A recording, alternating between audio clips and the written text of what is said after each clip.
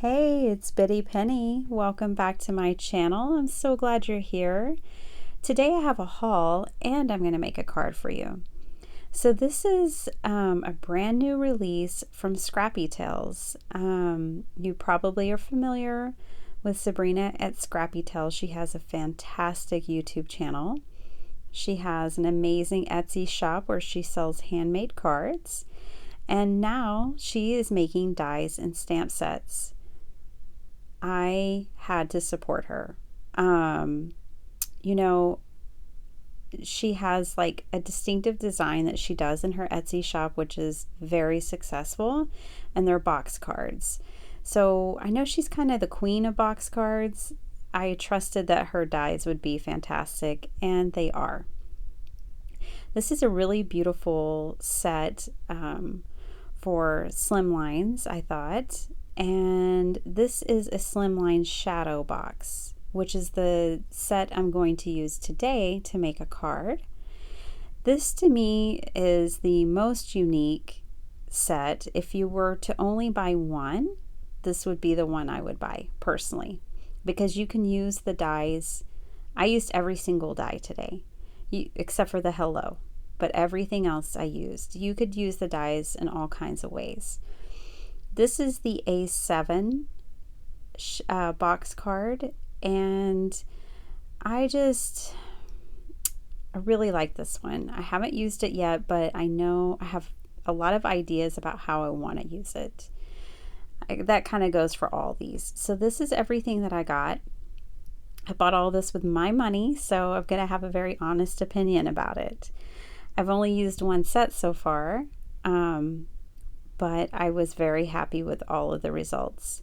Okay, so what I'm doing is I'm bringing in an old card of mine that I had made with the Lawn Fawn box die. So what I wanted to show you is a lot of people might have that in their stash, and they might be wondering, well, how does that measure up to the A7? The A7 is taller. So it fits in a 5x7 card, and I'm just going to show you here. It's a little more narrow, not by much, but it's considerably taller, so you get more real estate for all of your, images. Plus you get a lot of extra dies in here. It's more than just a box that you can make with this die set. So I wanted to show you that in case you had the Lawn Fawn die set like I did already in your stash. I wanted to show you the difference. I really like these detailed ones. I think I'll use the ones on the left more than the right. This is a Slimline box card. So this is fantastic. And it has all those sentiments, which is really cool. So let's just jump right in. I am going to use the Slimline Shadow Box die set. And here I'm showing you that you only need one 8.5x11 sheet of paper to get the two long pieces that you need to build your box. Here's what I did. I cut it at 4 1/4, right down the middle like you would do for a card base. And that way I could ensure that I would get the two pieces I need rather than trying to eyeball it. So that is how I'd recommend using it. This piece I wanted to show you works perfectly with a 6x6 piece of paper. So I'm going to grab a piece of paper from this old paper pad that I love so much because it's fluorescent colors, and I love fluorescent colors. I am a child of the 80s, and I'm going to use that in two places. I used it there on the background of my shadow box, and I also used it, I'm going to use it on the back to insert my sentiment greeting. All right, I also made a frame to go on the front of my card. What I used was the largest rectangle and the smallest to make my frame, and then I used the medium one when I cut it out of my box. That way I knew I could glue the frame on easily and not have any issue,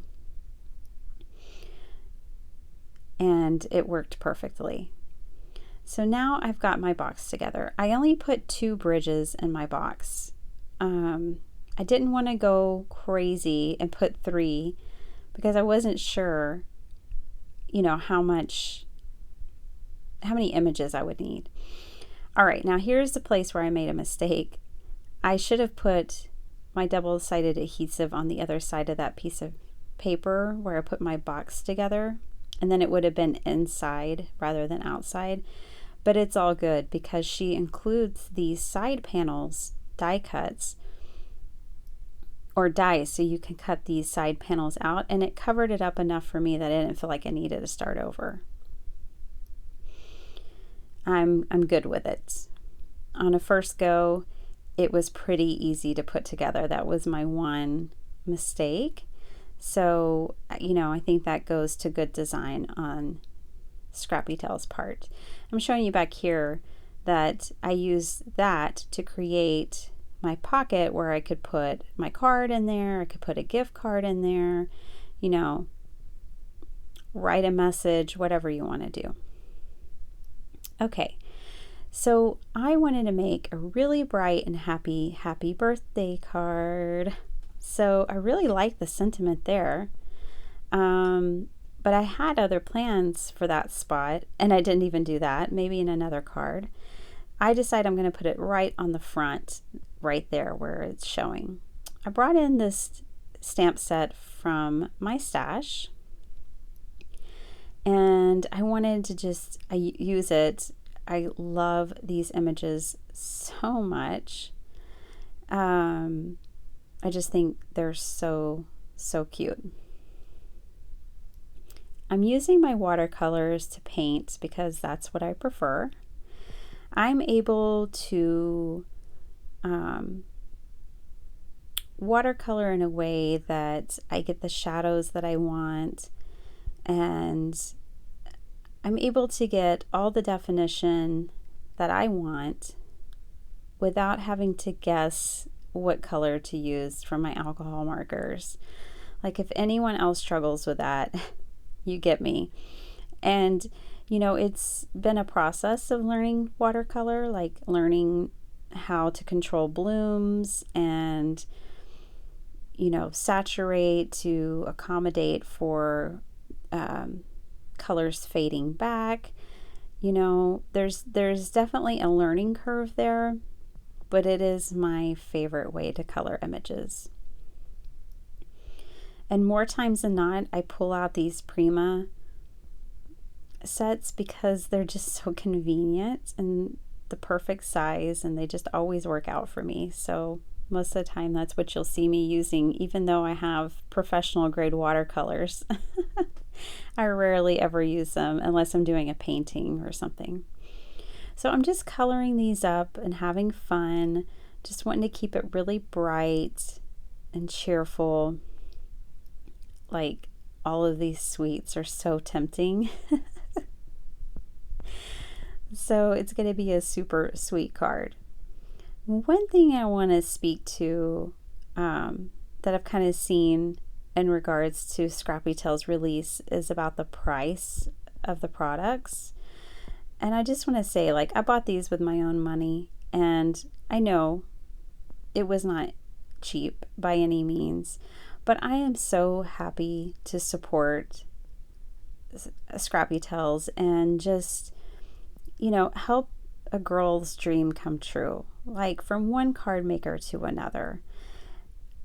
For me, there's value in that. And like I said before, she's been making box cards for years. Like, she has got it down. So I knew she would do a great job.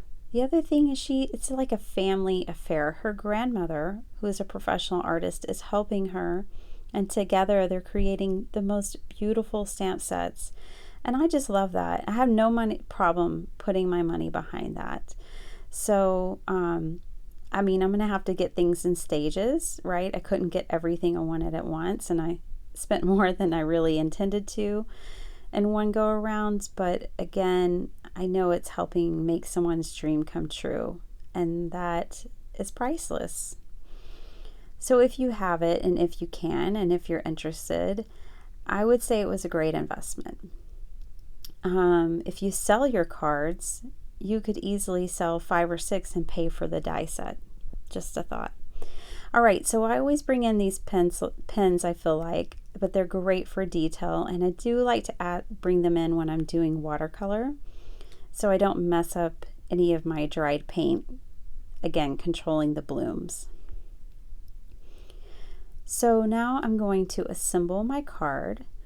I have to say that I know that this will get easier for me once I'm more accustomed to it. Like, this is a lot of real estate. Like, if you've been making the jump from A2 to Slimline, you can probably appreciate what it's like to have more real estate. Well, this is like threefold because you have so much dimension. So you really are going to need a lot of images. I'm so glad I went ahead and stamped all these out and colored all these up. To do it over again, I probably would have brought in some critters or balloons, some things other than these treats, but I was getting this done so that I could share it with you, and so I just went with it.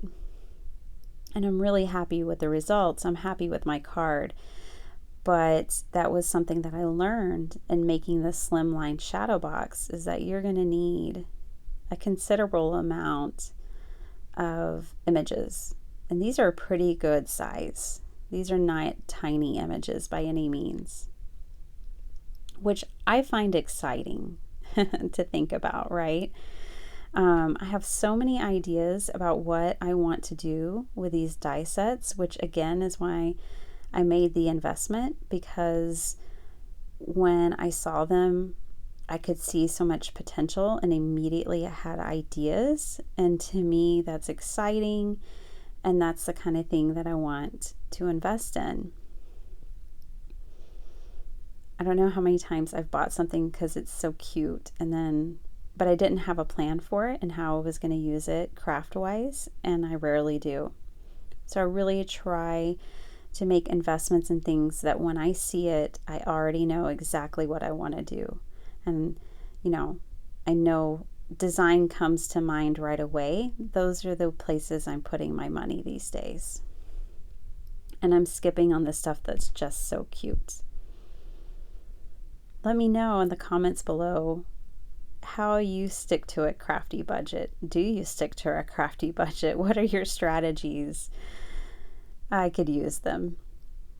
So I really love the way this turned out. It's just a big pile of junk food, sweet, salty, everything, and that's just so fun.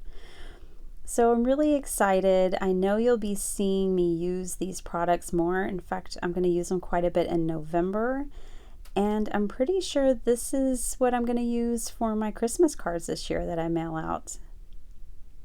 So I'm really excited about that as well. I'll be sending out a lot of shadow boxes to my family members.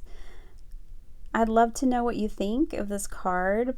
Go check out Scrappy Tales if you're interested. I will leave a link below. It's not an affiliate link or anything. It's just to share. And I know I'm going to be following a hashtag to see what people are making. I certainly encourage you to do it as well. I'll have some hashtags attached to this video. Thank you so much for hanging out with me today and checking out this card, and have a great day. Bye.